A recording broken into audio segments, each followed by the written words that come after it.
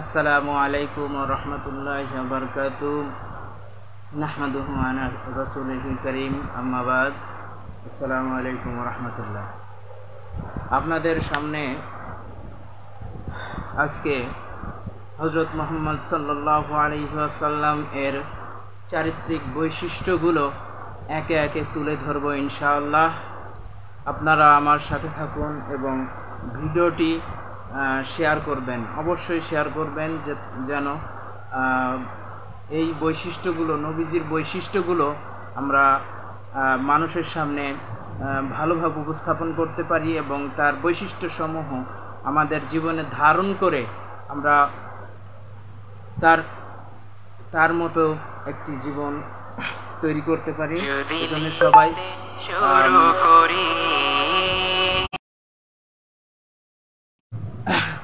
আসসালামু আলাইকুম। বেশি কথা না বাড়িয়ে এবার আমি শুরু করি।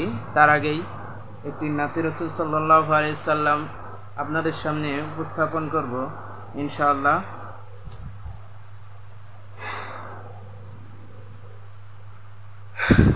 লক্ষ কোটি তারার মাঝে যেমন একটি চাঁদ, সৃষ্টিকুলের মাঝে তেমন নবী মুহাম্মদ, আমার নবী মুহাম্মদ। লক্ষ কোটি তারার মাঝে যেমন একটি চাঁদ, সৃষ্টিকুলের মাঝে তেমন নবী মুহাম্মদ, আমার নবী মুহাম্মদ, আমার নবী মুহাম্মদ, আমার নবী মুহাম্মদ। 18,000 মখলুকাতের স্রষ্টা ছাড়া অন্য সবার চেয়ে আমার নবীজি সেরা, আমার নবীজি সেরা। 18,000 মখলুকাতের স্রষ্টা ছাড়া অন্য সবার চেয়ে আমার নবীজি সেরা, আমার নবীজি সেরা। তিনি নূরের ফোয়ারা, সিরাজুম মুনীরা, তিনি নূরের ফোয়ারা, সিরাজুম মুনীরা। তার নূরে সৃজন হলো তামাম মখলুকাত। লক্ষ কোটি তারার মাঝে যেমন একটি চাঁদ, সৃষ্টিকুলের মাঝে তেমন নবী মুহাম্মদ, আমার নবী মুহাম্মদ, আমার নবী মুহাম্মদ, আমার নবী মুহাম্মদ। আল্লাহ নিজের নূর দিয়ে সৃজিল তারে, 1000 কোটি বছর ছিল নূরের সাগরে, ছিল নূরের সাগরে। আল্লাহ নিজের নূর দিয়ে সৃজিল তারে, 1000 কোটি বছর ছিল নূরের সাগরে, ছিল নূরের সাগরে, ছিল নূরের সাগরে। তাকে দিয়ে প্রকাশ হলো খোদার রববিয়া, তিনি ছিলেন নূরের ফোয়ারা, তিনি কায়নাতের মূল, নবী নূরের ওই পুতুল, তিনি কায়নাতের মূল, নবী নূরের ওই পুতুল। তাকে দিয়ে প্রকাশ হলো খোদার রববিয়াত। লক্ষ কোটি তারার মাঝে যেমন একটি চাঁদ, সৃষ্টিকুলের মাঝে তেমন নবী মুহাম্মদ, আমার নবী মুহাম্মদ, আমার নবী মুহাম্মদ, আমার নবী মুহাম্মদ। অসংখ্য ধন্যবাদ। আমার লাইভে অনেকজনে যুক্ত হয়েছেন ইতিমধ্যে। কামরুল হাসান ভাই, মাশাআল্লাহ, কথাগুলো স্পষ্ট আছে। ধন্যবাদ, ধন্যবাদ, অসংখ্য ধন্যবাদ ভাই। যদি কথা বেঁধে যায় তাহলে আপনারা একটু কমেন্ট করবেন। কামরুল হাসান ভাই আবার লিখেছে খুব সুন্দর গজল, মাশাআল্লাহ, অসাধারণ, ধন্যবাদ। জুবাইর রহমান বন্ধু আমার লিখেছে অসাধারণ হচ্ছে বন্ধু, অসংখ্য ধন্যবাদ। এই তো এইমাত্র আমার লাইভে যুক্ত হয়েছে আমির হামজা ছোট ভাই, তোমাকেও অসংখ্য ধন্যবাদ। এই লাইভটি অবশ্যই শেয়ার করবেন, কারণ এখানে গুরুত্বপূর্ণ কিছু টপিক নিয়ে আলোচনা হবে ইনশাআল্লাহ। চলুন আমরা সেই কাঙ্ক্ষিত আলোচনায় ফিরে যাই। আউযু বিল্লাহি মিনাশ শাইতানির রাজিম, বিসমিল্লাহির রহমানির রহিম। কুল ইন কুনতুম তুহিব্বুনাল্লাহা ফাত্তাবিউনি ইউহিব্বুকুমুল্লাহু ওয়াল্লাহু ويغفر لكم ذنوبكم আল্লাহু গফুরুর রহিম। ইরশাদ হচ্ছে, বলো যদি তোমরা আল্লাহকে ভালোবাসো তাহলে আমার অনুসরণ করো, আল্লাহ তোমাদেরকে ভালোবাসবেন এবং তোমাদের পাপসমূহ ক্ষমা করে দেবেন। আর আল্লাহ অত্যন্ত ক্ষমাশীল ও পরম দয়ালু। সূরা আল ইমরান আয়াত নাম্বার 31। তাহলে আসলে আমি এখানে কিছু নবীজি সাল্লাল্লাহু আলাইহি সাল্লামের কিছু বৈশিষ্ট্য আমি আমার কবিতার মাধ্যমে তুলে ধরেছি। সেই সব বৈশিষ্ট্যগুলো আমি নবীজির সিরাত এর পর্যালোচনা করে রিসার্চ করে তারপরে আমি এই বৈশিষ্ট্যগুলো খুঁটে খুঁটে বের করে এনেছি। আমার কবিতার মাধ্যমে এটা প্রকাশ পেয়েছে। রাসূল সাল্লাল্লাহু আলাইহি সাল্লামের আলোচনা যতই করি ততই মজা লাগে, কিন্তু এই আলোচনা আমরা যতই করব, যদি আমার কণ্ঠের সকল কথাগুলো দিয়ে যদি নবীজির প্রশংসা করি, তবু আমার কণ্ঠের আওয়াজ সব ফুরিয়ে যাবে, তবু আমার রসুলের, আমার নবীর প্রশংসা শেষ হবে না। যদি পৃথিবীর সবগুলো গাছকে যদি কলম বানানো হয় এবং সমুদ্রের পানিকে যদি আমরা কালি বানিয়ে নবীজির সিরাত বা নবীজির বৈশিষ্ট্য, নবীজির জীবনী তুলে ধরতে যাই, তবু আমাদের সব কিছু ফুরিয়ে যাবে। এর মধ্যে আমি নগণ্য এক আল্লাহর বান্দা এবং রসুলের আশিকান। রসুল সাল্লাল্লাহু আলাইহি সাল্লামের শ্রেষ্ঠ বৈশিষ্ট্য বা আরেকটা নাম হচ্ছে রোল মডেল। আমরা তো শ্রেষ্ঠ বৈশিষ্ট্য বা এগুলো আমরা বেশি জানি না, কিন্তু রোল মডেল যদি এক কথায় বলতে যাই, রোল মডেল অনেকেই বোঝেন। কারণ আমাদের দেশে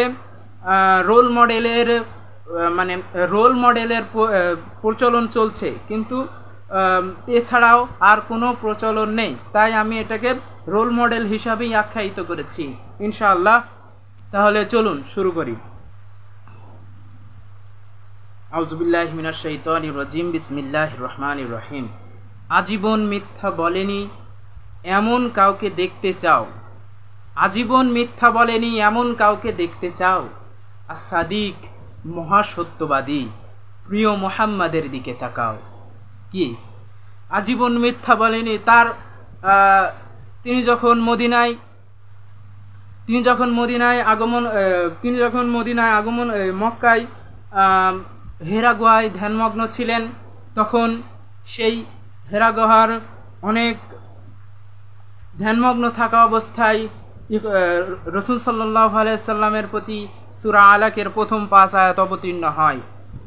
আল্লাহ তাআলা পবিত্র কোরআনে সূরা আলাকের প্রথম 5 আয়াতে বলেন, ইকরা বিসমি রাব্বিকাল্লাযী খালাকাল ইনসানা মিন আলাক। এখানে বলছে পড়ো তোমার প্রভুর নামে যিনি তোমাকে সৃষ্টি করেছেন। এখানে রাসূল সাল্লাল্লাহু আলাইহি সাল্লাম বলেছিলেন, হে জিবরাইল, হে আল্লাহর ফেরেশতা, আমি তো পড়তে জানি না। তখন তিনি বুকে চাপ দিয়ে ধরে রেখে তাকে শিখিয়ে দেওয়া হয়েছিল। এবং রাসূল সাল্লাল্লাহু আলাইহি সাল্লাম আমাদের রোল মডেল কিভাবে, এই কবিতার মাধ্যমে আমরা বুঝতে পারবো ইনশাআল্লাহ। রাসূল সাল্লাল্লাহু আলাইহি সাল্লামের জীবনী পর্যালোচনা করার পরেই আমি এটাকে বের করতে পেরেছি। আচ্ছা, আজীবন মিথ্যা বলেনি এমন কাউকে দেখতে চাও, as-সাদিক মহাসত্যবাদী প্রিয় মুহাম্মাদের দিকে তাকাও। কারণ মদিনায় আল আমিন নামে একজন as-সাদিক মহাসত্যবাদী প্রিয় মুহাম্মাদের দিকে তাকাও। যখন জাহিলিয়াতের অন্ধকারে নিমজ্জিত সমাজ, জাহিলিয়াতের অন্ধকার, এতই অন্ধকার, জীবন্ত কন্যাকে হত্যা করা হয়, মাটি চাপা দিয়ে হত্যা করা হয়, কবর দিয়ে হত্যা করা হয়, জীবন্ত কন্যাকে হত্যা করা হয়, ব্যভিচার, অশ্লীলতা এবং বেহায়াপনা এবং নানা ধরনের জটিলতার মধ্যে দিয়েই আরবের মরুভূমির দেশ, সেই দেশ কলঙ্কিত হয়। এবং মহানবী সাল্লাল্লাহু আলাইহি সাল্লাম বারোই রবিউল আউয়াল মাসে সোমবারে তিনি মা আমিনার কোলে আলো হয়ে আসেন, মা আমিনার কোলে আলো হয়ে আসেন এবং তারপর থেকেই শুরু হয় তার জীবনের প্রতিটা মুহূর্তে, তার জীবনের পথ চলা শুরু হয় সেই মায়ের গর্ভ থেকে, তিনি জন্মগ্রহণ করার পর থেকেই।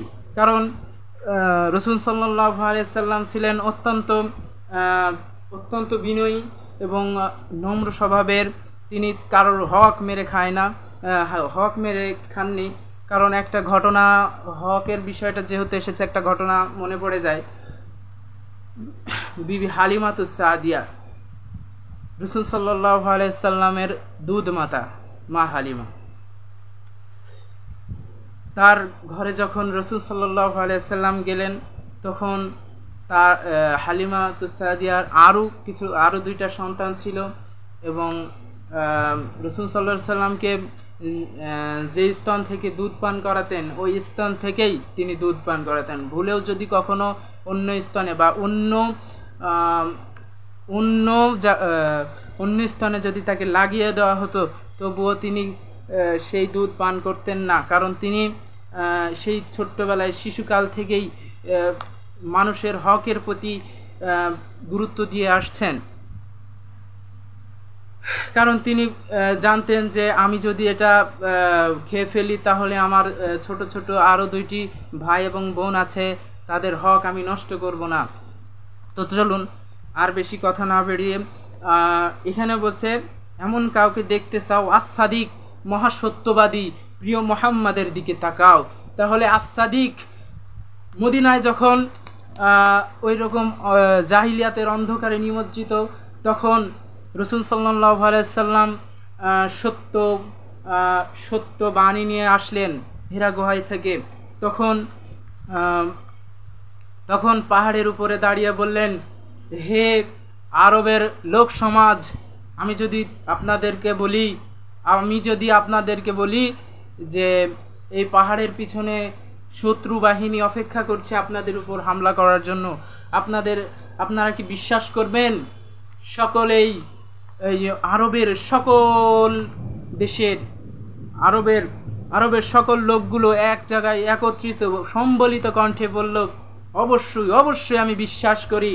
তখন রাসূল সাল্লাল্লাহু আলাইহি সাল্লাম দাওয়াত দিলেন, তাহলে আশহাদু আল্লা ইলাহা ইল্লাল্লাহু মুহাম্মাদুর রাসূলুল্লাহ ওয়া আশহাদু আন্না মুহাম্মাদান আবদুহু ওয়া রাসূলুহু,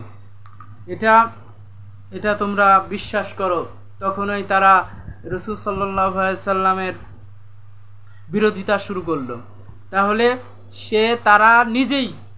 তারা নিজেই উপাধি দিয়েছিল আল আমিন, মহাসত্যবাদী, আল আমিন বিশ্বাসী মানুষ। আর তারাই যেই দেখলো যে বাপ দাদার ধর্ম আর থাকছে না, রাসূল সাল্লাল্লাহু আলাইহি সাল্লামের এই ধর্মকেই আমাদের যদি মেনে নিতে হয়, তাহলে বাপ দাদার ধর্ম আমাদের পরিত্যাগ করতে হবে। এরপর থেকেই এজন্য রাসূল সাল্লাল্লাহু আলাইহি সাল্লামকে তারা মানতে নারাজ। আচ্ছা, ঠিক আছে। আমার লাইভে এসেছেন আজকে HR junior, JM Zahurul Islam, তারপর আসছে উমর ফারুক ভাই, আব্দুর রহমান আমার বন্ধু, আবু বকর মেহেরপুরি আমার ছোট ভাই, উমায়ের আল মাসুম বড় ভাই। আপনাদের অসংখ্য ধন্যবাদ আমার লাইভে আসার জন্য। তবে আমি একটা টপিক নিয়েই বেশিক্ষণ থাকছি না। তাহলে আস-সাদিক, তাহলে রাসূল সাল্লাল্লাহু আলাইহি সাল্লামকে এতটাই বিশ্বাস করেছিল, যার কারণে সে আল আমিন উপাধি পেয়েছিল। কিন্তু রাসূল সাল্লাল্লাহু আলাইহি সাল্লাম যখন আল্লাহর দ্বীনের দাওয়াত দিলেন, তখন তারা কেউ মানতে নারাজ। তাহলে এখানেই বোঝা যায় যে রাসূল সাল্লাল্লাহু আলাইহি সাল্লাম সত্যবাদী ছিল, এবং যার কারণে সত্যবাদী আমানতদার ছিলেন। তাহলে পরের কলিতে কি লিখছি, উত্তম চরিত্রের সার্টিফিকেট পাওয়া মানুষ দেখতে চাও, রব বলেছেন খুলুকুন আজিম, মুহাম্মাদের দিকে তাকাও। যেমন আল্লাহ তাআলা পবিত্র কোরআনে ইরশাদ করেছেন, আউযু বিল্লাহি মিনাশ শাইতানির রাজিম, বিসমিল্লাহির রহমানির রহিম, ওয়া ইন্নাকা লাআলা খুলুকিন আযীম। ইরশাদ হচ্ছে, আর নিশ্চয় মহান চরিত্রের উপর, আর নিশ্চয় তুমি মহান চরিত্রের উপর অধিষ্ঠিত। এখানে তুমি হিসাবে রাসূল সাল্লাল্লাহু আলাইহি সাল্লামকে ইঙ্গিত করা হয়েছে। সূরা কলামের 4 নম্বর আয়াতে আল্লাহ তাআলা এই ঘোষণা দিয়েছেন। তাহলে এখানে আমার কবিতায় বলছিলাম, উত্তম চরিত্রের সার্টিফিকেট দিয়েছেন মহান আল্লাহ তাআলা, ইন্নাকা লাআলা খুলুকিন আযীম, নিশ্চয় তুমি মহান চরিত্রের উপর অধিষ্ঠিত। মানুষ দেখতে চাও, রব বলেছেন খুলুকুন আজিম, মুহাম্মাদের দিকে তাকাও। তাহলে এই লাইনের, এই কলির কোরআন দিয়ে রেফারেন্স দিলাম। কোরআনের উপরে আর কোনো রেফারেন্স চলে না, তাই এখানে আর দিলাম না।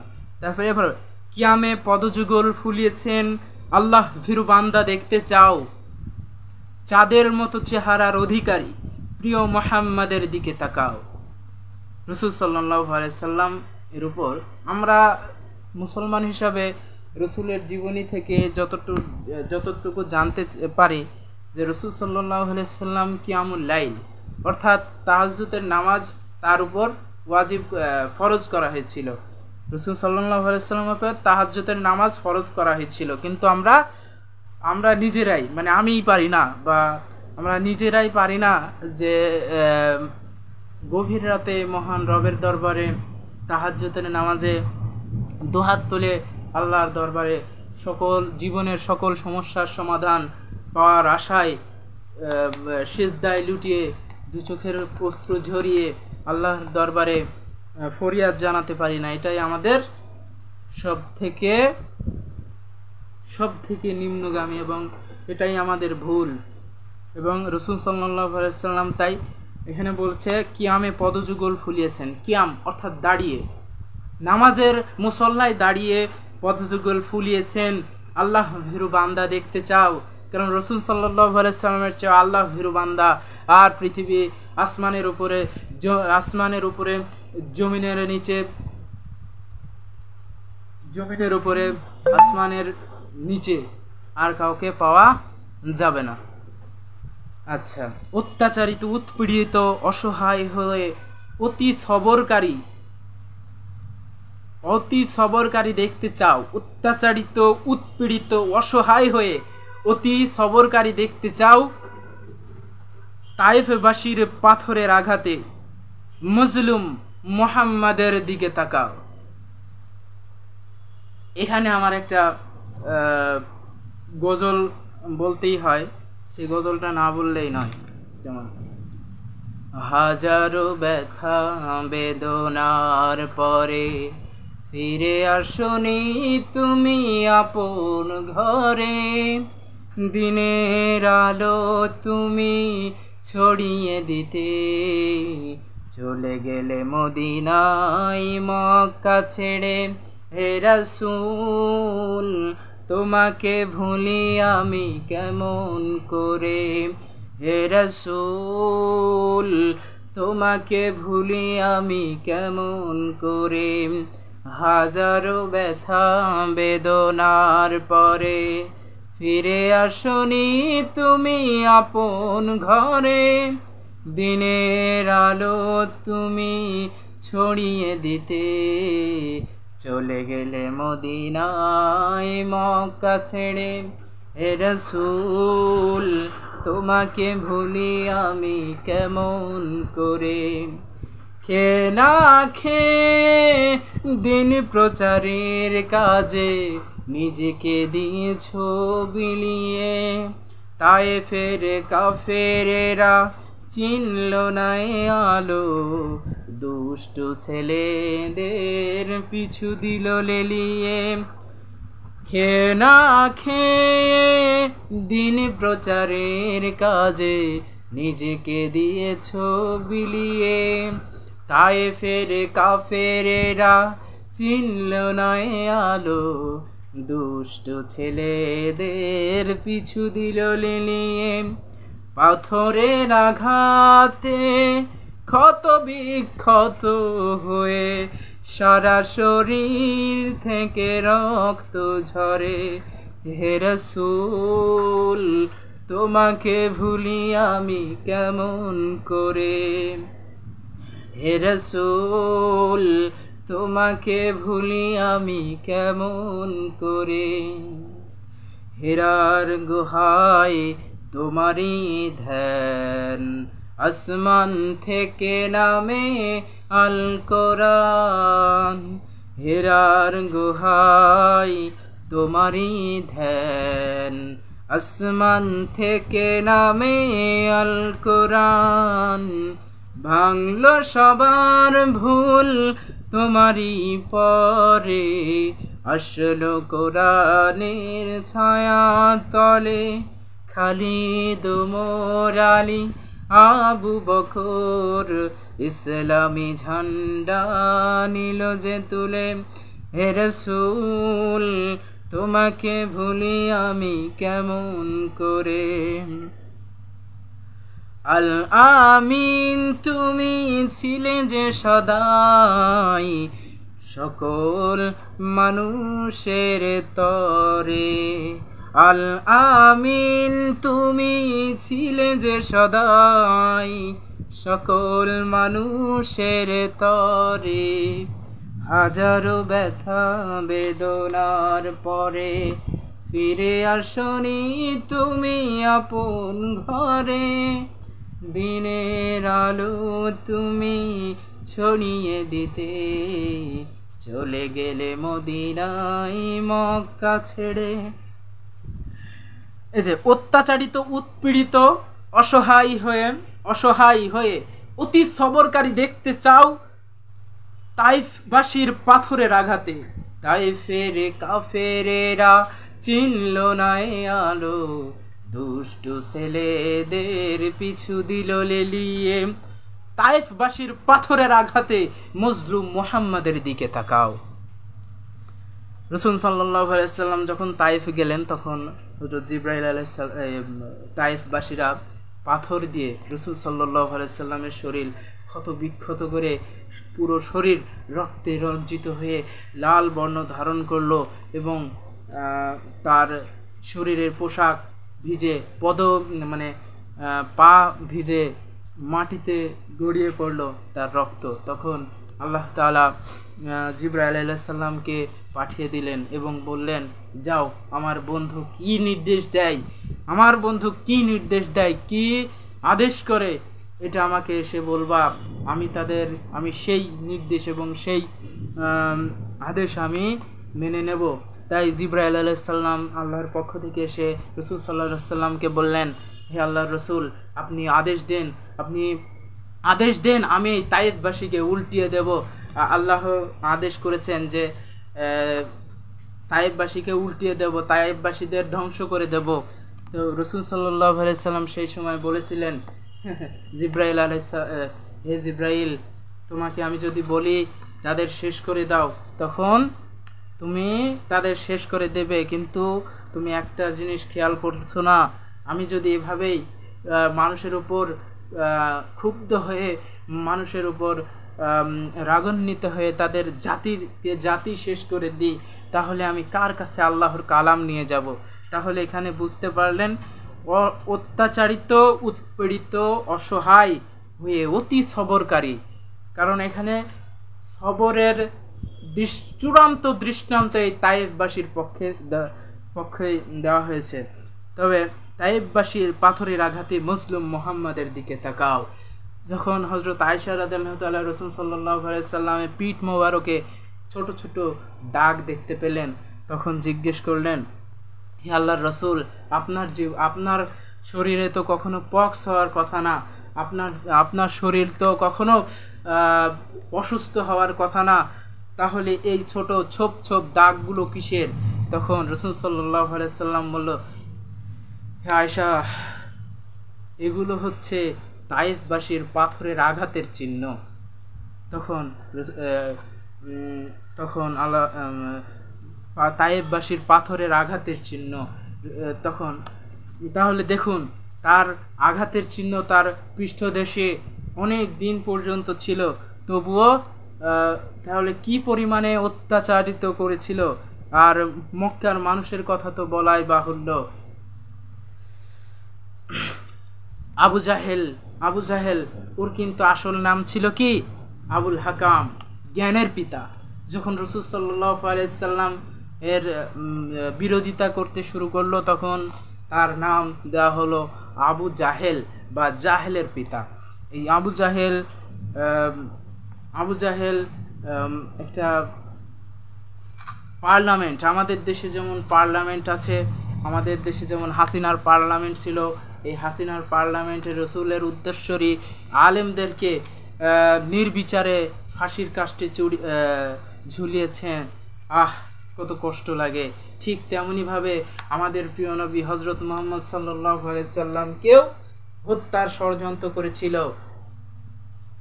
যখন হত্যার ষড়যন্ত্র চূড়ান্ত পর্যায়ে পৌঁছলো, তখন আল্লাহ তাআলা বললেন, হে রাসূল, আপনি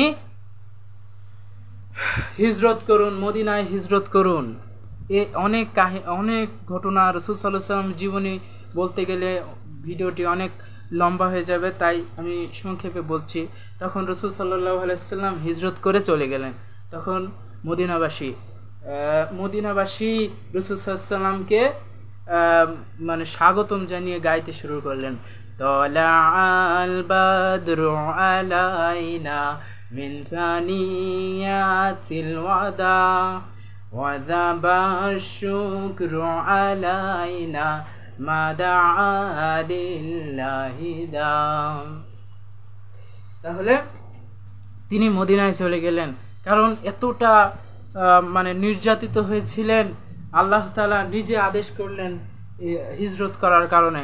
পরে রাসূল সাল্লাল্লাহু আলাইহি সাল্লাম যে রাতে হযরত আবু বকর রাদিয়াল্লাহু তাআলাকে নিয়ে হিজরতে যাবেন, সেই রাতে আলী রাদিয়াল্লাহু তাআলাকে তার ঘরে রেখে গিয়েছিলেন, এবং ঘর থেকে বের হয়ে এক মুষ্ঠ বালি ছিটিয়ে দেওয়ার কথা বলা হয়েছিল। তখন তিনি বালি ছিটিয়ে দিলেন, এবং আল্লাহর কুদরতে কাফের রাসূল সাল্লাল্লাহু আলাইহি সাল্লামের ঘর বেষ্টিত করে রেখেছিল, সবার চোখে ওই বালি প্রবেশ করলো, এবং যার ফলে তারা চোখ ডলতে শুরু করলো, এবং রাসূল সাল্লাল্লাহু আলাইহি সাল্লামকে তারা দেখতে পেলেন না, এবং এজন্যই তিনি চলে গেলেন মদিনায় হিজরত করলেন এভাবেই। তাহলে এখানে কি দেখলাম, যে অসহায় উৎপীড়িত হয়ে অতি সবরকারীদের দেখতে চাও, তাহলে মুহাম্মাদের দিকে তাকাও, তাহলে সত্যনিষ্ঠ। এবার আরেকটা গুণ, আমি কিন্তু এর আগে কয়টা গুণ বর্ণনা করেছি? এর আগে বর্ণনা করা হয়েছে 1টা 2টা 3টা 4টা গুণ আমাদের বর্ণনা করা হয়েছে।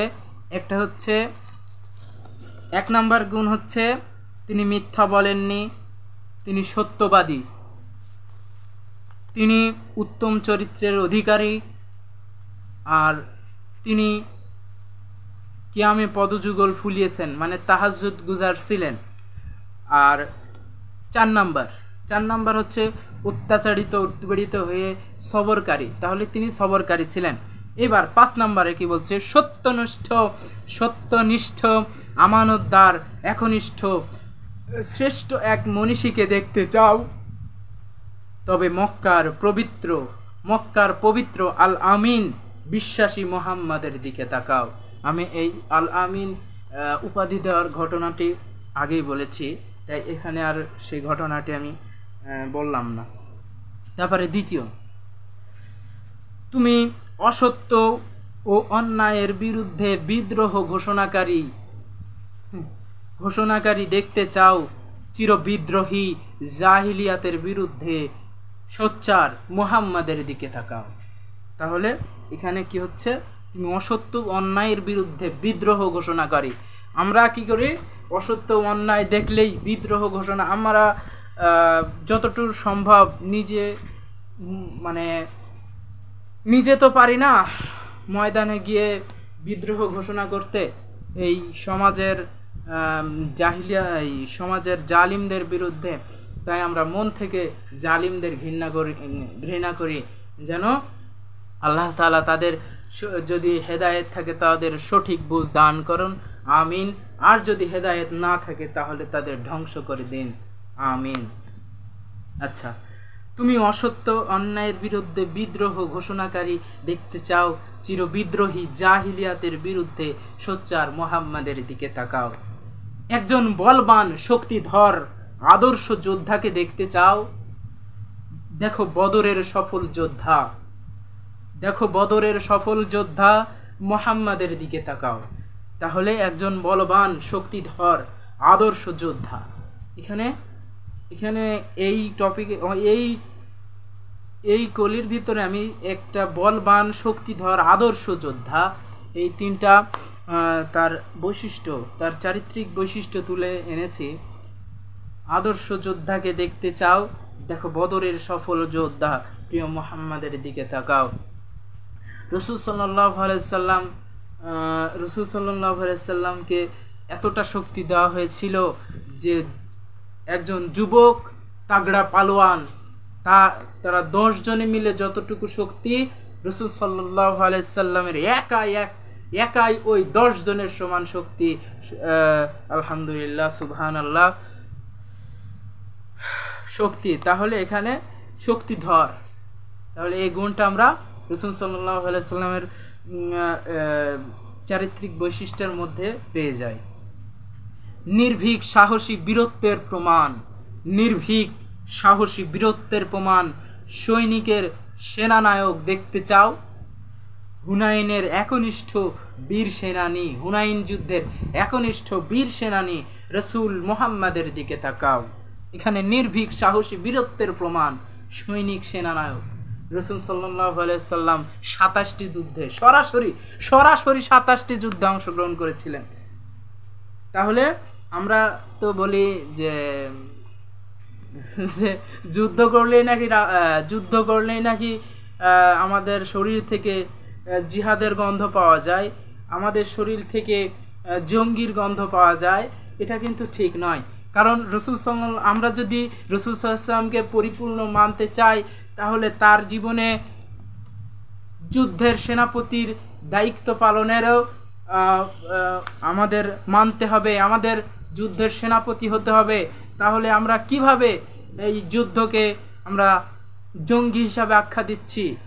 যেমন জিহাদ আমাদের ইবাদত, তামান্নায় আমাদের শাহাদাত, জিহাদ আমাদের ইবাদত, তামান্নায় আমাদের শাহাদাত, চাই না বেঁচে থাকা মজা করে বাঁকা, যায় না বেঁচে থাকা মজা করে বাঁকা, দাও প্রভু মোদের হিম্মত, দাও প্রভু মোদের হিম্মত, জিহাদ আমাদের ইবাদত, তামান্নায় আমাদের শাহাদাত, জিহাদ আমাদের ইবাদত।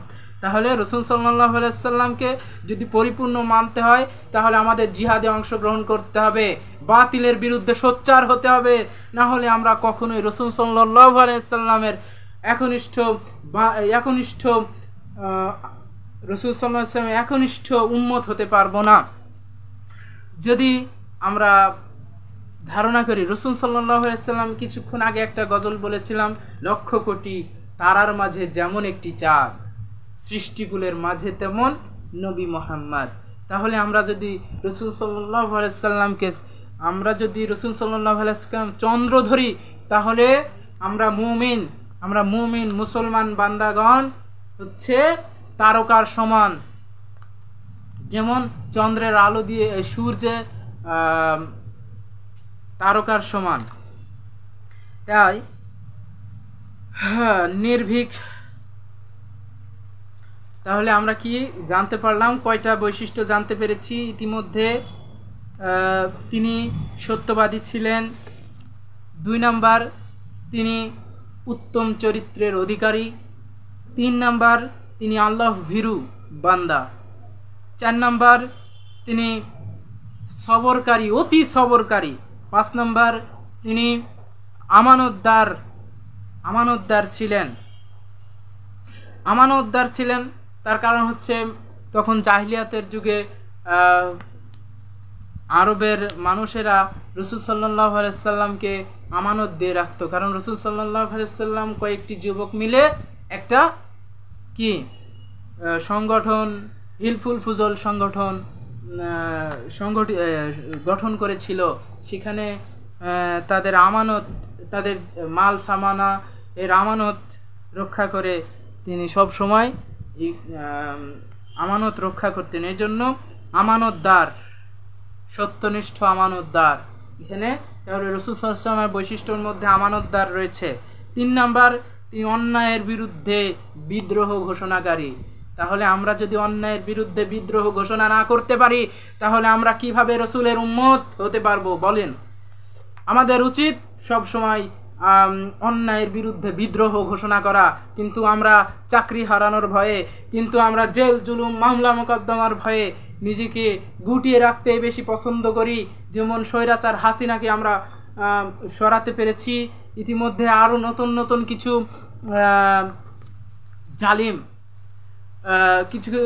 কিছু মানুষ আমাদেরকে অত্যন্ত মজলুম করে রেখেছে। তাহলে আমরা কি অন্যায়ের বিরুদ্ধে বিদ্রোহ আমাদের ঘোষণা করতেই হবে, না হলে আমরা কখনোই রাসূল সাল্লাল্লাহু আলাইহি সাল্লামের উম্মত দাবি করতে পারবো না।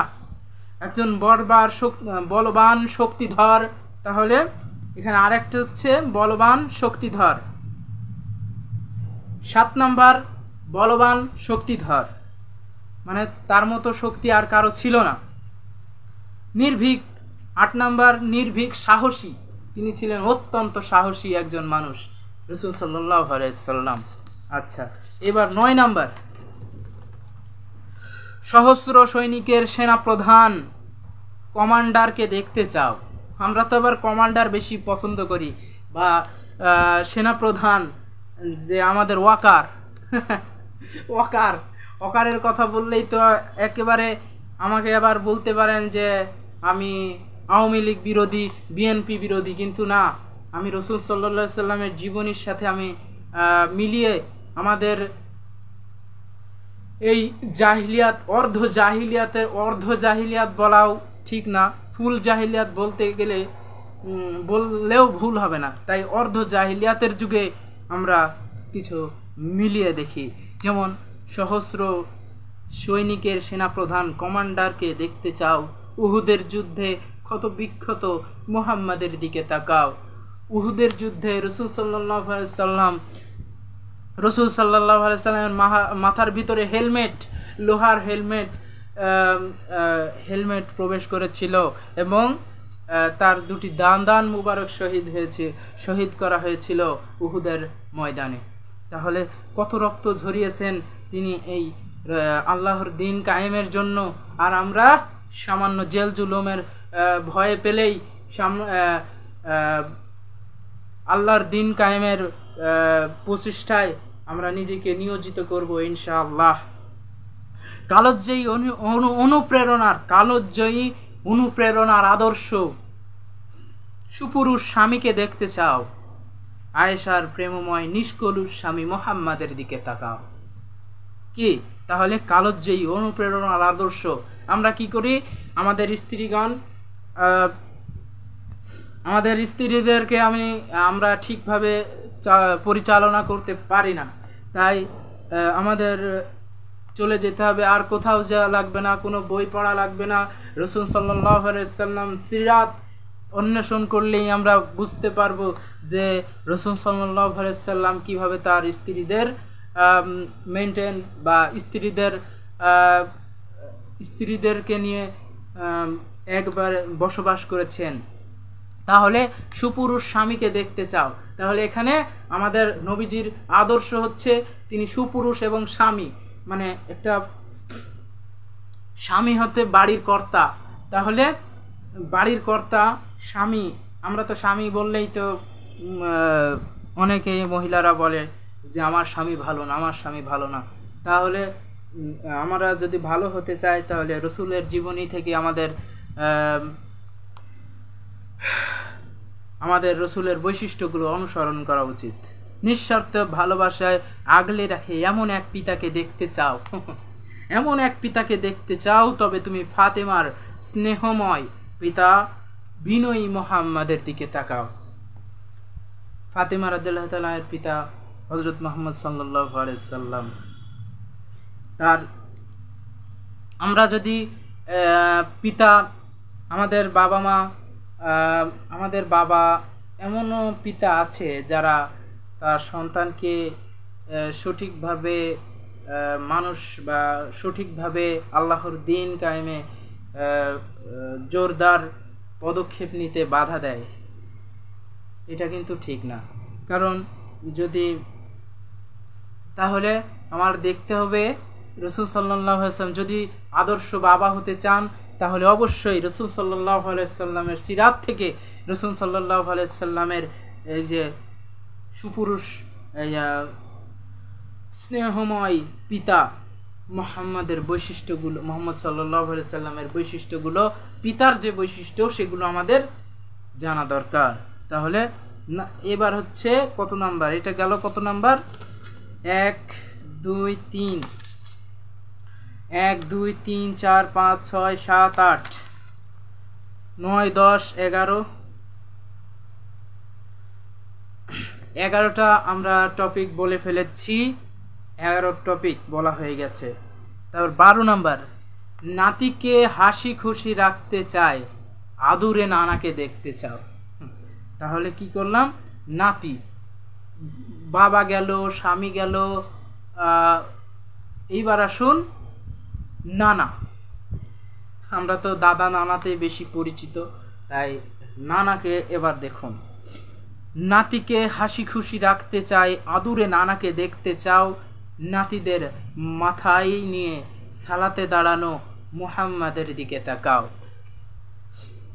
হযরত মুহাম্মদ সাল্লাল্লাহু আলাইহি সাল্লাম, আমাদের প্রিয় নবী হযরত মুহাম্মদ সাল্লাল্লাহু আলাইহি সাল্লাম যখন সালাতে দাঁড়াতেন, সালাতে দাঁড়ানোর সময় তখন আশেপাশে আমরা তো অনেক মসজিদে দেখতে পাই যে দাদা নাতির সাথে, দাদা নানার সাথে নাতিগুলো আসে নামাজে। তো রাসূল সাল্লাল্লাহু আলাইহি সাল্লামের সাথেও তার নাতিরা এসেছিল, তখন তো ছোট ছিল। তখন যখন সিজদা অবনীত চিত্তে ছিল, তখন তার নাতি হাসান এবং হুসাইন রাদিয়াল্লাহু তাআলা আনহু তার মাথায় উঠেছিল, এবং সিজদা দিলে তো মাথা নিচেই থাকে, তাই পিঠে উঠে ঘোড়ার ন্যায় তারা আনন্দে খুশিতে খুশি হয়েছিল, যার কারণে তিনি সেই সিজদাটা দীর্ঘ করেছিলেন। এবং আল্লাহ তাআলার এই সিজদাটা এত পছন্দনীয় হয়েছিল যে আল্লাহ তাআলা সরাসরি জিবরাইল আমিনের মাধ্যমে রাসূল সাল্লাল্লাহু আলাইহি সাল্লামকে ধন্যবাদ জানিয়েছে যে তার এই দীর্ঘ সালাত নাতিদের কষ্ট না দিয়ে তিনি দীর্ঘ এক সিজদায় তিনি লুটিয়ে ছিলেন আল্লাহর দরবারে। তাহলে দেখুন নাতিদের কিভাবে ভালোবাসতে হয়, তাদের কিভাবে আগলে রাখতে হয়, এটা আমাদের প্রিয় নবী মুহাম্মদ সাল্লাল্লাহু আলাইহি সাল্লামের বৈশিষ্ট্য থেকে আমরা জানতে পারবো ইনশাআল্লাহ। সিরাত খুলেই আমরা দেখতে পারবো। আচ্ছা, আস্থাবান, বিশ্বস্ত, নির্লোভ, সৎ ব্যবসায়ী। সৎ ব্যবসায়ী দেখতে চাও, সিরিয়ার দক্ষ ব্যবসায়ী মুহাম্মাদের দিকে তাকাও। হযরত খাদিজাতুল কুবরা রাদিয়াল্লাহু তাআলা আনহু তখন রাসূল সাল্লাল্লাহু আলাইহি সাল্লামকে তার বাড়িতে ব্যবসায়িক কাজে নিয়োজিত করেছিল। তখন খাদিজা রাদিয়াল্লাহু তাআলা আনহার বান্ধবী ছিলেন একজন, সেই বান্ধবী রাসূল সাল্লাল্লাহু আলাইহি সাল্লামকে অনুসরণ করে সে কিভাবে ব্যবসা বাণিজ্য করে এটা দেখার জন্য খাদিজা রাদিয়াল্লাহু তাআলা আদেশ দিলেন, হে আমার বান্ধবী, তুমি তার সাথে যাও এবং দেখো সে কিভাবে ব্যবসা করে। এবং যেই দিন সর্বপ্রথম খাদিজা রাদিয়াল্লাহু তাআলা যখন সর্বপ্রথম ব্যবসায়ের জন্য রাসূল সাল্লাল্লাহু আলাইহি সাল্লামকে পাঠিয়েছিলেন, তখন তিনি লাভবান হয়েছিলেন। এরপর থেকেই তিনি, তাহলে দেখুন একজন মানুষটি কিভাবে ব্যবসা, আমরা ব্যবসায়ী করতে গেলে কি করি, লোক ঠেকানোর ব্যবসা করি, ওজনে কম দিয়ে থাকি। ওজনে কম দেওয়া একেবারেই ঠিক নয়। আল্লাহ তাআলা সুদকে হারাম করেছেন এবং ব্যবসাকে হালাল করেছেন, কিন্তু আমরা ব্যবসা করতে গেলেই আমরা সুদের সাথে জড়িয়ে যাই, এটা একেবারেই অনুচিত।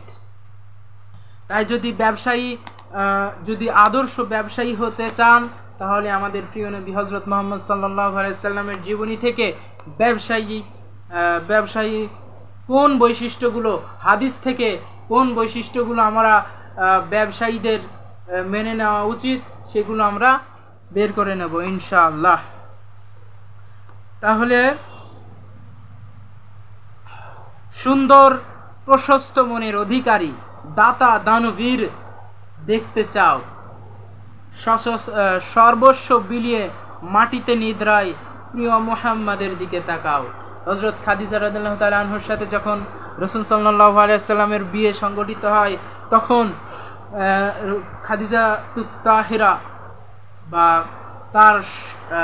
তার সম্পদ এত বেশি ছিল যে ধনাঢ্য পরিবারের মধ্যে তিনি একজন ছিলেন। তাহলে তার সেই সব ধন সম্পদ রাসূল সাল্লাল্লাহু আলাইহি সাল্লামকে বললেন, হে আল্লাহর রাসূল, আপনি আমার এই ধন সম্পদ আপনার যে কোনো কাজে ব্যয় করতে পারেন।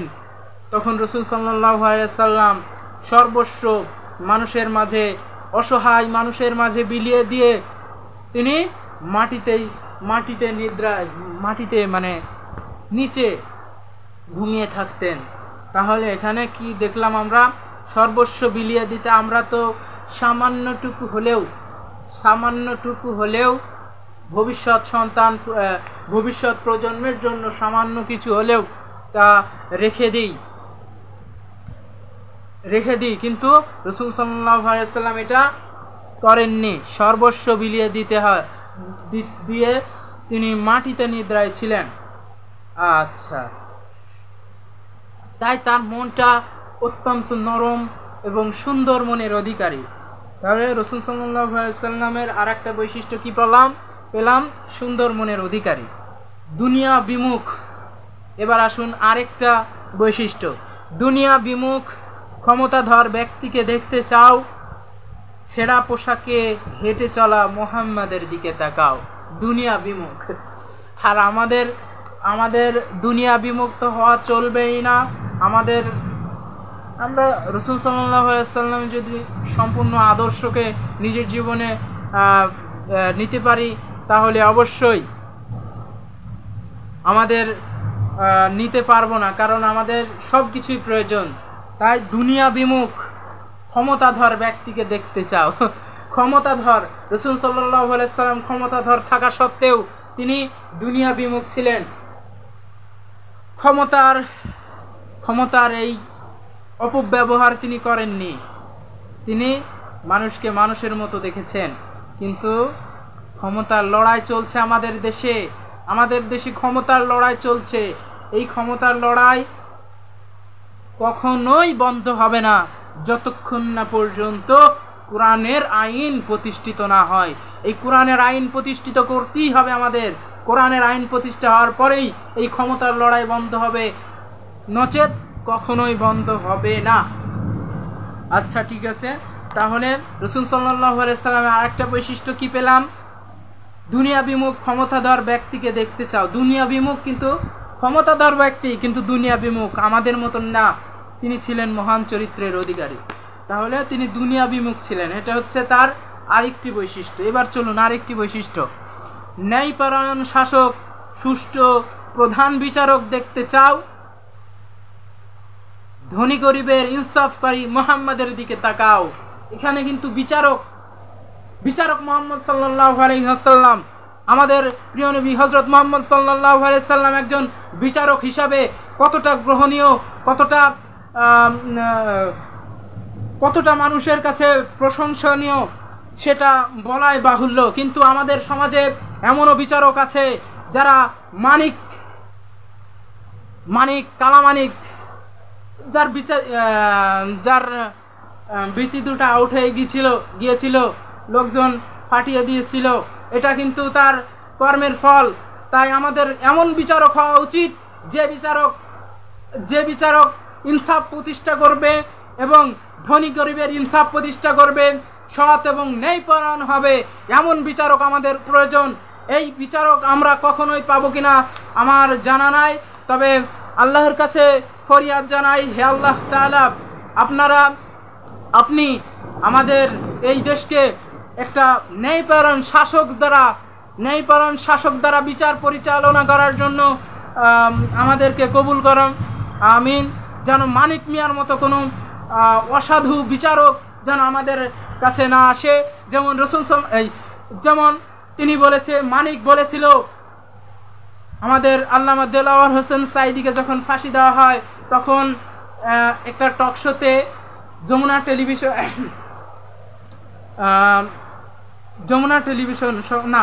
টেলিভিশন না, একটা টকশোতে দীপ্তি চৌধুরী নামে একজন সাংবাদিকের সামনে তিনি বলেছিল যে আমি এই যুদ্ধাপরাধী আল্লামা দেলাওয়ার হোসেন যুদ্ধাপরাধী সাঈদীর ফাঁসির রায় আমি নিজে কার্যকর করেছি। তাহলে দেখুন, আমাদের আল্লামা দেলাওয়ার হোসেন সাঈদী যদি যুদ্ধাপরাধী হয়, তাহলে সে তার ক্ষমতাকে কাজে লাগিয়ে এরকম একটা অলি সমতুল্য আলেমকে তিনি সে ওই কালামানিক কি করেছিল, ফাঁসির রায় দিয়েও কত বুক ফুলিয়ে বলেছিল আমি ফাঁসির রায় দিয়েছে। 5ই আগস্টের পরে যখন হাসিনার পতন হলো, তখন আর কোথায় পালাবা, কালামানিক পালিয়ে জঙ্গলে গিয়েছিল, সেখান থেকে লোকজন ধরিয়ে তার বিচি ফাটিয়ে দিয়েছে। এটা কিন্তু হাস্যকর হলেও, আপনারা হয়তো হাসছেন, কিন্তু হাস্যকর হলেও একটা দৃষ্টান্তমূলক আচরণ, দৃষ্টান্তমূলক একটা শাস্তি আমাদের জনগণ দিয়েছিল। তাই আমাদের উচিত এমন বিচারক হওয়া, ন্যায়পরায়ণ হওয়া। এই ন্যায়পরায়ণের কারণে লোকজন আপনাকে ফুলের শুভেচ্ছা দিয়ে বরণ করবে, আপনাকে কখনোই কষ্ট দেবে না। তাই এখানে ন্যায়পরায়ণ শাসক ও সুষ্ঠু প্রধান বিচারক দেখতে চাও, ধনী গরিবের ইনসাফ প্রতিষ্ঠাকারী মুহাম্মাদের দিকে তাকাও। তাহলে আমাদের নবীজির বৈশিষ্ট্য কি? আরেকটা, ন্যায়পরায়ণ শাসক এবং ধনী গরিবের মাঝে ইনসাফ প্রতিষ্ঠাকারী। তাহলে আমরা কি পেলাম? আরেকটা বৈশিষ্ট্য হচ্ছে তিনি ন্যায়পরায়ণ শাসক। এবার চলুন আরেকটা, পথ প্রদর্শক, সমাজ সংস্কারক, নিরহংকারী দেখতে চাও, আলোর পথে আহ্বানকারী মুহাম্মাদের দিকে তাকাও। রাসূল সাল্লাল্লাহু আলাইহি সাল্লাম আমাদের পথ প্রদর্শক। এটা কি আমরা অস্বীকার করতে পারবো? না, কখনোই না। যে অস্বীকার করবে বা বলবে যে আমি রাসূল সাল্লাল্লাহু আলাইহি সাল্লামকে পথ প্রদর্শক হিসাবে মেনে নেব না, তাহলে তাকে মুনাফিকের খাতায় তার নামটা হয়ে যাবে এবং তার জাহান্নামের তলদেশে তার শাস্তি হবে। তাই আমাদের মুহাম্মদ সাল্লাল্লাহু আলাইহি সাল্লামকে পথ প্রদর্শক ও সমাজ সংস্কারক, এখানে সমাজ সংস্কারক বলা হয়েছে, তার কারণ হচ্ছে জাহিলিয়ার সমাজ সংস্কার করে একটি কোরআনিক সমাজ প্রতিষ্ঠার মাধ্যমে রাসূল সাল্লাল্লাহু আলাইহি সাল্লাম সমাজ সংস্কারক হয়েছেন। কিন্তু আমরা আবার সেই কোরআনিক সমাজ, রাসূল সাল্লাল্লাহু আলাইহি সাল্লাম সাহাবীদের জীবন, তাবিঈদের জীবন, তাবিঈদের কাল চলে যাওয়ার পরে আবার আমরা কি করলাম? জাহিলিয়াতে পদার্পণ করলাম। এই জাহিলিয়াতের পদার্পণ, কিয়ামতের আগে যদি আমরা মুছে দিতে চাই, তাহলে রাসূল সাল্লাল্লাহু আলাইহি সাল্লামের জীবন আদর্শ মেনে নিতে হবে। রাসূল সাল্লাল্লাহু আলাইহি সাল্লাম কিভাবে এই জাহিলিয়াতের সমাজকে কিভাবে আলোকমণ্ডিত কোরআনের সংবলিত একটি সমাজ আমাদের উপহার দিয়েছিল, সেই সমাজ আমরা যদি প্রতিষ্ঠিত করতে চাই, তাহলে আমাদের অবশ্যই রাসূল সাল্লাল্লাহু আলাইহি সাল্লামের জীবনী অনুসরণ করতে হবে। তাহলে দেখেন ঐশ্বর্যের, এবার আসুন, ঐশ্বর্যের বৈভব মুক্ত চিন্তানায়ক সঠিক নেতাকে দেখতে চাও, আরবের দ্বিধাহীন অধিপতি মুহাম্মাদের দিকে তাকাও। এবার আসলেন কে? নেতা। নেতা, নেতার কথা বলতে গেলেই কেমন যেন একটা ভয় ভয় লাগে, ভয় ভয় লাগে। কারণ আমাকে যদি অন্যরকম কিছু ভাবেন, তবে যেহেতু রসুলের জীবনী আলোচনা করছি, তাই এই নেতার কথা আমাকে অবশ্যই বলতে হবে। এখানে কি বলছে? ঐশ্বর্যের বৈভব মুক্ত, মানে ঐশ্বর্যের চিন্তা, ঐশ্বর্য, এই আলিশান বাড়ি, আলিশান গাড়ি, আলিশান সব কিছু, আলিশান, আমি এত টাকা নেব, এত টাকা সুদ ঘুষ করে দুর্নীতি করে আমার জীবনকে সুন্দরভাবে সাজাবো, আলিশান গাড়িতে আরেকজনের পেটে লাথি মেরে আমি আমার সন্তানাদিকে মানুষের মতো মানুষ করে গড়ে তুলবো। এইভাবে যারা চিন্তা করে তারা কখনোই রাসূল সাল্লাল্লাহু আলাইহি সাল্লামের উম্মত হতে পারে না। যেমন সঠিক নেতাকে দেখতে চাও, চিন্তানায়ক সঠিক নেতাকে দেখতে চাও, কারণ তিনি ঐশ্বর্য বৈভব মুক্ত, মানে ঐশ্বর্যে রাসূল সাল্লাল্লাহু আলাইহি সাল্লামের এই জাঁকজমকপূর্ণ আলিশান বাড়ি গাড়ি এবং আলিশান চলাফেরা, এগুলো তিনি পছন্দ করতেন না, তিনি পছন্দ করতেন না। তাই তিনি এখানে সঠিক নেতা, তিনি ছিলেন সঠিক নেতা। তাই রাসূল সাল্লাল্লাহু আলাইহি সাল্লামের যদি জীবনী থেকে আমরা সঠিক নেতা হিসাবে যদি আমরা মেনে থাকি, তাহলে রাসূল সাল্লাল্লাহু আলাইহি সাল্লামের জীবন আদর্শ থেকে আমার নেতা নির্বাচন, এমন এক নেতাকে নির্বাচন করা উচিত যে নেতা রাসূল সাল্লাল্লাহু আলাইহি সাল্লামের আদর্শ অনুযায়ী, আল্লাহর বিধান অনুযায়ী দেশ চালাবে। এমন এক নেতাকে অনুসরণ করতে হবে, অনুকরণ করতে হবে। এমন এক নেতাকে আমরা ক্ষমতার আসনে অধিষ্ঠিত করব। এটাই হচ্ছে মুমিনের পরিচয় এবং একজন উম্মতে মুহাম্মাদির একটা গুরুত্বপূর্ণ দায়িত্ব। তাই আমাদের উচিত এমন নেতাকে না বসানো যে লুটতারাজ করে, যে চাঁদাবাজি করে, টেন্ডারবাজি করে, সন্ত্রাস করে, আমাদের সমাজের থেকে মানুষের নির্যাতিত মুসলিম জনতার কাছ থেকে তারা ঐশ্বর্যের পূজারী হয়ে যারা আছেন, তাদেরকে আমরা কখনোই নেতার আসনে বসাবো না। ইনশাআল্লাহ সামনে যে নেতা আমরা নির্বাচন করব, অবশ্যই এই দিকটি আমরা খেয়াল রাখবো যে আল্লাহর দ্বীন প্রতিষ্ঠা করতে সক্ষম, রাসূলের আদর্শ প্রতিষ্ঠা করতে সক্ষম এমন একজন নেতাকে আমরা নির্বাচিত করব ইনশাআল্লাহ। আচ্ছা, চিরন্তন। এবার আসুন আরেকটি বৈশিষ্ট্য। তাহলে কি একটি বৈশিষ্ট্য পেলাম কি? তিনি ঐশ্বর্যের বৈভব মুক্ত। এখানে বৈভব মুক্ত বলতে কি? ঐশ্বর্যের প্রতি লোভ নেই এমন এক নেতা। এই হচ্ছে আমাদের প্রিয় নবী হযরত মুহাম্মদ সাল্লাল্লাহু আলাইহি সাল্লাম। এটা হচ্ছে আরেকটি বৈশিষ্ট্য। আরেকটি বৈশিষ্ট্য চিরন্তন সংগ্রামী, চিরন্তন সংগ্রামী মহামানব দেখতে চাও, সারা দুনিয়ায় চ্যালেঞ্জকারী প্রিয় মুহাম্মাদের দিকে তাকাও। কারণ আমাদের নবী শুধু আমাদের পৃথিবীতে না, আমাদের নবী তিন ভুবন, মানে তিন জীবনের নবী। এক হচ্ছে আমরা কি আলমে আরোহায় ছিলাম, আলমে আরোহা থেকে আলমে বারজাখ, মানে আমরা ছিলাম কি আত্মার জগতে, আত্মার জগৎ থেকে আমরা পৃথিবীর জগতে আসলাম, পৃথিবীর জগৎ থেকে আলমে আখেরাতের জগতে যাব। এই তিন জগতে আমাদের নবী মুহাম্মদ সাল্লাল্লাহু আলাইহি সাল্লাম নেতা। তাহলে এখানে চিরন্তন সংগ্রামী, সারা দুনিয়ায় চ্যালেঞ্জকারী প্রিয় মুহাম্মাদের দিকে তাকাও। তাহলে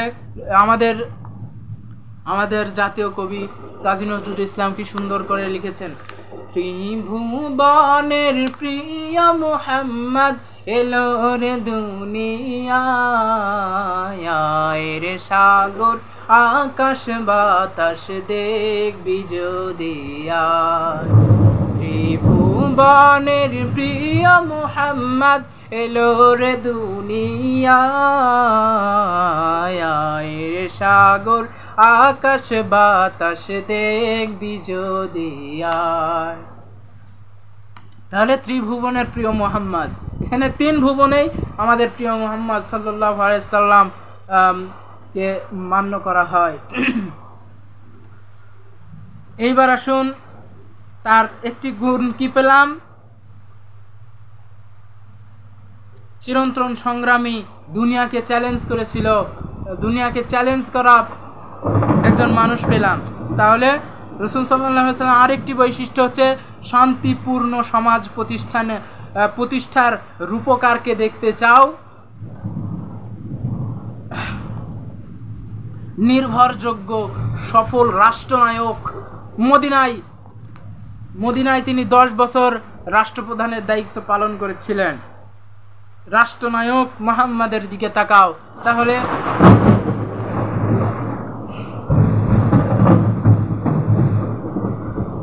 অনেক বৃষ্টি হচ্ছে বাইরে, আর হচ্ছে মেঘ ডাকতেছে, তাই হয়তোবা সাউন্ড শোনা একটু কষ্টকর হয়ে যেতে পারে, নেট সমস্যা হতে পারে।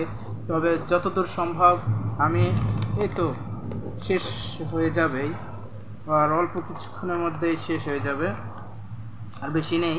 তবে শুরু বলে ফেলি।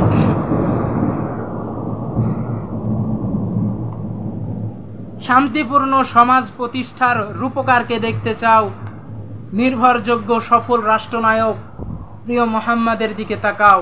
তাহলে আমরা কি নির্ভরযোগ্য রাষ্ট্রনায়ক খুঁজছি? তাহলে আমরা মুহাম্মদ সাল্লাল্লাহু আলাইহি সাল্লামের জীবনী থেকে আমরা রাষ্ট্রনায়কের বৈশিষ্ট্যগুলো, আমরা রাসূল সাল্লাল্লাহু আলাইহি সাল্লামের হাদিস থেকে আমরা রাষ্ট্রনায়কের বৈশিষ্ট্যগুলো নিতে পারবো। তাহলে অবশ্যই আমরা একটা নির্ভরযোগ্য সফল রাষ্ট্রনায়ক হতে পারবো এবং শান্তিপূর্ণ সমাজ প্রতিষ্ঠার রূপকার হতে পারবো। তাই মুহাম্মদ সাল্লাল্লাহু আলাইহি সাল্লামের বৈশিষ্ট্যগুলো আমাদের জীবনে প্রতিফলিত করে আমরা এটাকে অসংখ্য, যেমন আমরা কত কাজ করি যেগুলো আমরা দেখি, আমাদের বলি যে রাষ্ট্র কিভাবে চালাবো, আমরা দেখি কি সামনে রাম বাম তাগুতেরা কিভাবে রাষ্ট্র চালিয়েছেন সেগুলো দেখি, কিন্তু আমরা কখনোই দেখি না, আমরা অনুসরণ করি আমেরিকা কিভাবে রাষ্ট্র চালন করেছে, আমরা অনুসরণ করি ইসরায়েল কিভাবে রাষ্ট্র পরিচালনা করেছে, এগুলোই আমরা অনুসরণ করি। এর মধ্যে কিন্তু আমরা রাসূল সাল্লাল্লাহু আলাইহি সাল্লামের রাষ্ট্র পরিচালনার পদ্ধতি আমরা অনুসরণ করি না। এটা আমরা কিভাবে উম্মত দাবি করতে পারি? রাসূল সাল্লাল্লাহু আলাইহি সাল্লামের উম্মত দাবি করতে হলে আমাদের অবশ্যই রাষ্ট্রনায়কের ভূমিকায়, যে 10 বছর তিনি রাষ্ট্রনায়ক ছিলেন, সেই রাষ্ট্রনায়কের পদক্ষেপগুলো আমরা অনুসরণ করতে হবে। তাহলে আমরা একজন রাষ্ট্রনায়ককে পেলাম, আমাদের প্রিয় নবী হযরত মুহাম্মদ সাল্লাল্লাহু আলাইহি সাল্লাম। আমরা কোনো রাম বাম তাগুতের রাষ্ট্র পরিচালনার পদ্ধতি, ভারতের রাষ্ট্র পরিচালনার পদ্ধতি আমরা কেন নেব? আমরা নতুন একটা সংবিধান তৈরি করব, যেই সংবিধানে রাসূল সাল্লাল্লাহু আলাইহি সাল্লামের রাষ্ট্র পরিচালনার পদ্ধতিগুলো সুন্দরভাবে প্রতিপালিত করা হয়েছে। সেই সংবিধান দিয়ে আমরা দেশ চালাবো ইনশাআল্লাহ। আগামীর বাংলাদেশ হবে ইসলামের বাংলাদেশ, আগামীর বাংলাদেশ হবে রসুলের রাষ্ট্র পরিচালনার বাংলাদেশ। তাই আসুন কথা না বাড়িয়ে, তাহলে আমরা কি পেলাম? সফল রাষ্ট্রনায়ক পেলাম। আমরা রাষ্ট্রনায়ক অন্য জায়গায় কোনো জায়গায় খোঁজার দরকার নেই, আমাদের প্রিয় নবী হযরত মুহাম্মদ সাল্লাল্লাহু আলাইহি সাল্লামকেই আমরা রাষ্ট্রনায়ক হিসাবে মেনে নেব। এবার উম্মতের জন্য ভবিষ্যৎ উদ্যোক্তা মহান শিক্ষক দেখতে চাও, মসজিদের মেম্বারে উপবিষ্ট মুহাম্মাদের দিকে তাকাও। মহান শিক্ষক রাসূল সাল্লাল্লাহু আলাইহি সাল্লামকে আল্লাহ তাআলা পবিত্র কোরআনে রাসূল সাল্লাল্লাহু আলাইহি সাল্লামকে বলেছে, রাসূল সাল্লাল্লাহু আলাইহি সাল্লামকে ইঙ্গিত করে বলেছেন, আমি আপনাকে মানব জাতির শিক্ষক হিসাবে, মুআল্লিম শিক্ষক হিসাবে প্রেরণ করেছি। তাই আমরা যদি শিক্ষক, একজন মাদ্রাসা বা স্কুল কলেজ ভার্সিটির শিক্ষক যদি হতে চাই, তাহলে শিক্ষক কিভাবে পাঠদান করে এটা আমরা কোরআন এবং হাদিস থেকে নেব। যেমন রাসূল সাল্লাল্লাহু আলাইহি সাল্লাম বিদায় হজের ভাষণে বলেছিল যে আমি কি তোমাদের কাছে এমন কোনো বিধান বলিনি যেটা তোমাদের জীবনে প্রয়োজন আছে? সবাই বলেছেন না, এমন কোনো জিনিস আপনি বাদ দেননি, সব কিছুই আপনি বলেছেন। তাহলে দেখেন, একজন মানুষের জীবন পরিচালনার ক্ষেত্রে রাসূলের আদর্শ আমরা অনুসরণ করলেই একজন মানুষের জীবন সুন্দর আদর্শ মানুষ হিসাবে আমরা গড়ে উঠতে পারবো।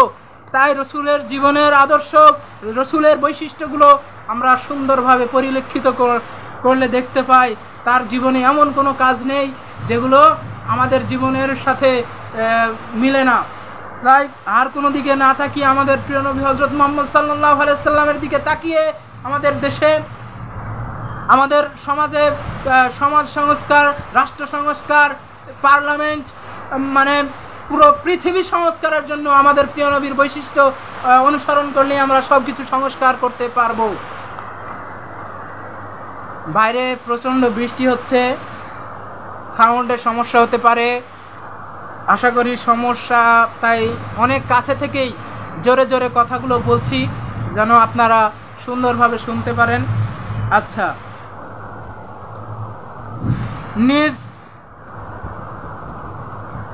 নিজ আদর্শের উপর অটল ব্যক্তিত্ববানকে দেখতে চাও, দিনের ঝান্ডা সমুন্নতকারী মুহাম্মাদের দিকে তাকাও।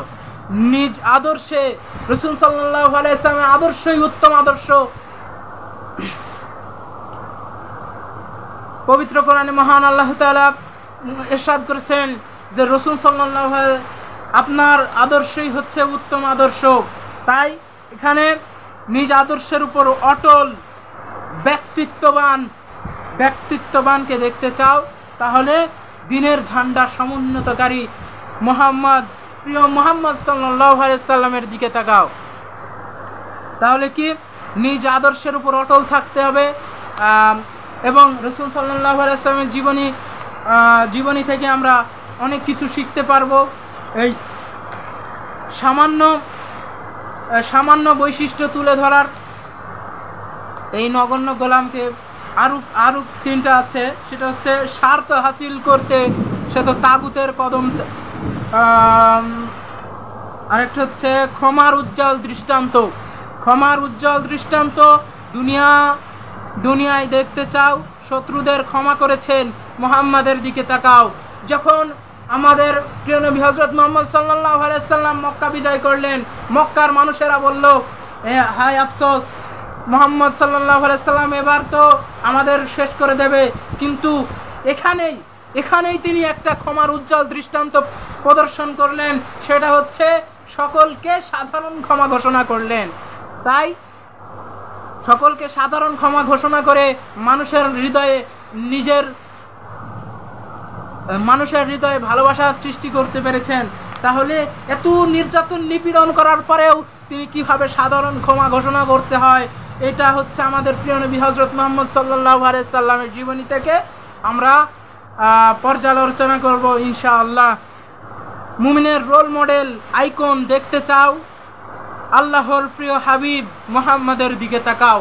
মুমিনের রোল মডেল, এতক্ষণ যতগুলো পয়েন্ট নিয়ে আলোচনা করলাম, একজন মানুষের রোল মডেল হিসাবে রাসূল সাল্লাল্লাহু আলাইহি সাল্লামকে অনুসরণ করলেই আমরা একমাত্র রোল মডেল হিসাবে আমাদের নবীকেই অনুসরণ করব। তারপরে দেখেন, তারপরের লাইনে একটা যুবকদের জন্য বিশেষ এক লাইন আমি এই মুহাম্মদ সাল্লাল্লাহু আলাইহি সাল্লামের শ্রেষ্ঠ বৈশিষ্ট্য কবিতার মধ্যে আমি এটাকে লিখেছি। সেটা হচ্ছে মেসি, রোনালদো, নেইমার সবে কেন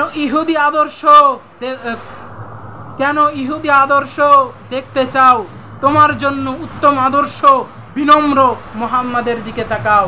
আমরা কি করি, নেইমারের মতো চুল কাটিং দিই, মেসির জন্য পাগল, মেসিকে দেখবো বলে অধীর আগ্রহে বসে থাকি। কিন্তু রসুলকে যদি আমরা আদর্শ মানি, এই সব আদর্শগুলো যদি আমাদের জীবনে বাস্তবায়ন করতে পারি, তাহলে ইনশাআল্লাহ আমাদের একটা সুন্দর সমাজ এবং সুন্দর জীবন আমরা পাবো ইনশাআল্লাহ। তাহলে আমি আরেকবার রিপিট করছি, সেটা হচ্ছে আমরা কি কি বৈশিষ্ট্য, খুব কান করে শুনে রাখুন। এই বড় আলোচনা, লম্বা আলোচনার সামারাইজ করব এখনই, সবাই একটু মন দিয়ে শুনবেন। প্রথম নাম্বার, রাসূল সাল্লাল্লাহু আলাইহি সাল্লামের 1 নাম্বার বৈশিষ্ট্য কি? মিথ্যা বলে না, সত্যবাদী। 2 নাম্বার বৈশিষ্ট্য, উত্তম চরিত্রের অধিকারী। 3 নাম্বার বৈশিষ্ট্য, আল্লাহ ভীরু, কিয়ামে পদযুগল খুলিয়েছেন, মানে একজন তাহাজ্জুদ গুজার মানুষ দেখতে চায়। কিন্তু আমাদের দেশে এমনও মানুষ আছে, এমনও নেত্রী আছে, হাসিনা আছে, যে হাসিনা বলেছিল আমি তো তাহাজ্জুদ পড়ি, সকালবেলায় ঘুম থেকে উঠে যাই নামাজ খুঁজি, তাহাজ্জুদে আমরা দাঁড়িয়ে আল্লাহর কাছে ফরিয়াদ জানাই। কিন্তু তার সে তাহাজ্জুদ কেমন, যে বলেছিল আমরা সকালে ঘুম থেকে উঠে যাই নামাজ খুঁজি। একজন 5 ওয়াক্ত নামাজ, সে যদি যে 5 ওয়াক্ত নামাজ পড়ে এবং সে যদি যাই নামাজ খোঁজে, তাহলে দেখুন একজন অন্ধ মানুষ, সে জানে এইভাবে টুপিটা খুলে রেখেছে অমুক জায়গায়, এই জায়গায় রাখলাম, এই টুপিটা এই জায়গায় খুলে রাখলাম। একজন অন্ধ মানুষ, সে জানে যে আমার টুপি ওই জায়গায় আছে, কিন্তু তার কোনো খোঁজা লাগে না, সরাসরি যে সেখানে হাত দেয় এবং তার টুপিটা পেয়ে যায়। কিন্তু হাসিনা বলেছিল কি আমরা জায়নামাজ খুঁজি, আমি জায়নামাজ খুঁজি। আরে মিয়া, তোর জায়নামাজ খোঁজা লাগবে কেন? লোক দেখানো কথা বাদ দিয়ে এখন তো সে চলে গেছে, তাই তার কথা বলতে কোনো দ্বিধাহীন কণ্ঠ, দ্বার্থহীন কণ্ঠে আমি এইগুলো বলতে পারি, কারণ সে পালিয়ে গেছে। তাই জায়নামাজ খোঁজা লাগে না। 5 ওয়াক্ত নামাজ যারা পড়ে তাদের জায়নামাজ সব ঠিক থাকে। তাই আমাদেরকে আর বোকা বানানো যাবে না, আমাদের বিবেক জাগ্রত হয়েছে, এই বিবেকের পরেই, এই বিবেকের মাধ্যমেই আমরা সঠিক এবং সুন্দর একজন মানুষকে বেছে নিতে সক্ষম। আমাদের বিবেক জাগ্রত হয়েছে, আমাদের বিবেক আর মৃত নয়, মৃত লাশের মতো আমরা আর বাঁচতে চাই না। তাহলে আমরা কি দেখলাম? রাসূল সাল্লাল্লাহু আলাইহি সাল্লামের 1, 2, 3 নাম্বার বৈশিষ্ট্য পাইলাম। 4 নাম্বার বৈশিষ্ট্য, আলোচনা লম্বা হয়ে যাচ্ছে, তাই সামারাইজে বেশি কিছু বলবো না। তারপরে অত্যাচারিত, উৎপীড়িত, সবরকারী। তাহলে রাসূল সাল্লাল্লাহু আলাইহি সাল্লামের 4 নাম্বার বৈশিষ্ট্য হচ্ছে সবরকারী। 1 নাম্বার বৈশিষ্ট্য হচ্ছে মিথ্যা কথা বলেনি। 2 নাম্বার বৈশিষ্ট্য উত্তম চরিত্রের অধিকারী। 3 নাম্বার বৈশিষ্ট্য তাহাজ্জুদ গুজার। 4 নাম্বার বৈশিষ্ট্য হচ্ছে সবরকারী। 5 নাম্বার বৈশিষ্ট্য আমানতদার, একনিষ্ঠ আমানতদার। 6 নাম্বার বৈশিষ্ট্য অসত্যে অন্যায়ের বিরুদ্ধে সোচ্চার। 7 নাম্বার আদর্শ যোদ্ধা, একজন আদর্শ যোদ্ধা। 8 নাম্বার নির্ভীক, সাহসী, বীরত্বের প্রমাণ, সৈনিক, সেনানায়ক। 8 নাম্বার। 9 নাম্বার সেনাপ্রধান,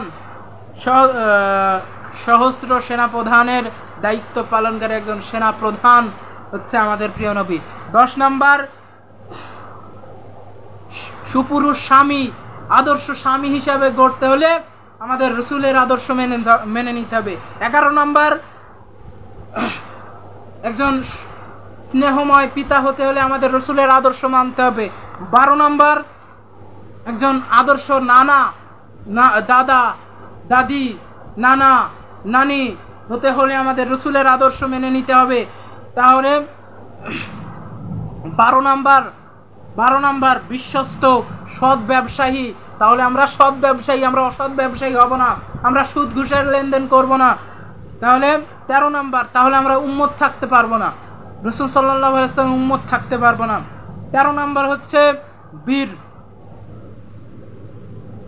দাতা দানবীর, একজন দানবীর তিনি ছিলেন আমাদের প্রিয় নবী সাল্লাল্লাহু আলাইহি ওয়াসাল্লাম। 14 নাম্বার দুনিয়া বিমুখ, ক্ষমতাধর ব্যক্তি।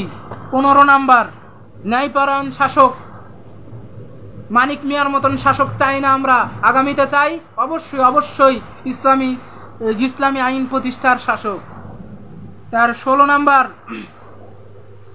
সমাজ সংস্কারক, 17 নাম্বার ঐশ্বর্যের বৈভব, মানে ঐশ্বর্যের পূজারী না, তিনি ছিলেন আল্লাহর শ্রেষ্ঠ বান্দা। 18 নাম্বার চিরন্তন সংগ্রামী মহামানব, সারা দুনিয়া চ্যালেঞ্জ করে। 19 নাম্বার শান্তিপূর্ণ সমাজ প্রতিষ্ঠার রূপকার। 20 নাম্বার উম্মতের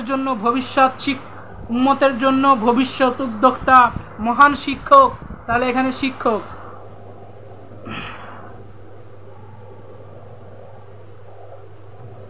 17 নাম্বার ব্যক্তিত্ববান, নিজ আদর্শের উপর অটল ব্যক্তিত্ববান একজন মানুষ, আমাদের প্রিয় নবী হযরত মুহাম্মদ সাল্লাল্লাহু আলাইহি সাল্লাম। 18 নাম্বার হচ্ছে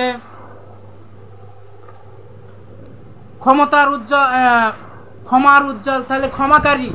18 নাম্বার হচ্ছে ক্ষমাকারী। 19 নাম্বার তিনি হচ্ছে মুমিনের জন্য রোল মডেল।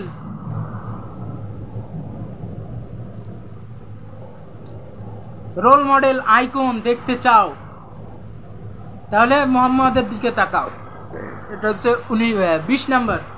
19 নাম্বার মেসি রোনালদোকে আমরা রোল মডেল মানব না, ইনশাআল্লাহ রাসূল সাল্লাল্লাহু আলাইহি সাল্লামকে রোল মডেল মানব।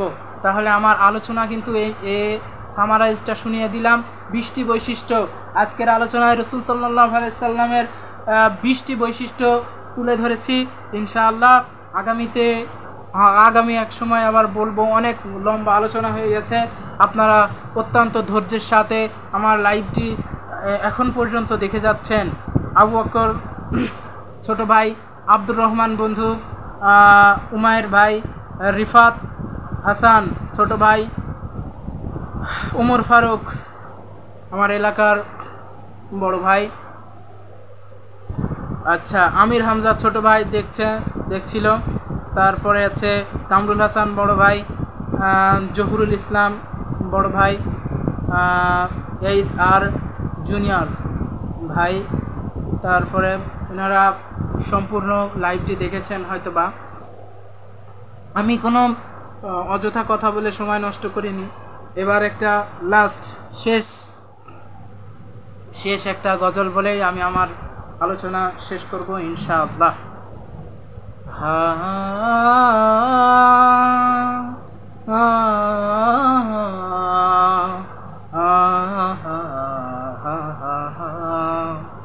যার প্রেমে মেতেছিল পৃথিবীর সব, যার নামে পাখি কলরব, যার প্রেমে মেতেছিল পৃথিবীর সব, ধরেছিল যার নামে পাখি কলরব, যার তরে এসেছিল কোরআন কিতাব, তার মতো নেতারাজ বড়ই অভাব, যার পদধূলি পড়ে আর সে আজিম, ইন্নাকা লাআলা খুলুকিন আযীম, ইন্নাকা লাআলা খুলুকিন আযীম।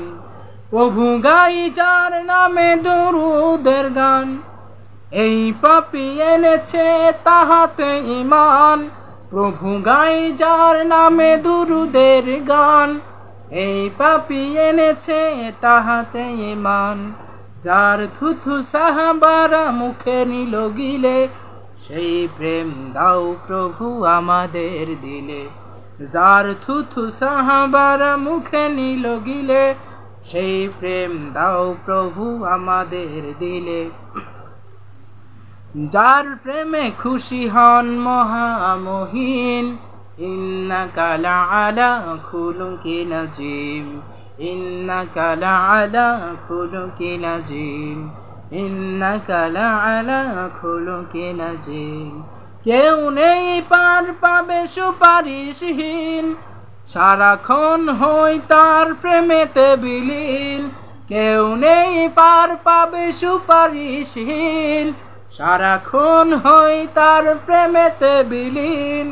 যার প্রেমে ছায়া দেয় মেঘ আকাশের, যার প্রেমে ছায়া দেয় মেঘ আকাশের, যার প্রেমে মজে জানি প্রভু আরশের, তার মতো জ্বলবে না কোনো প্রদীপ।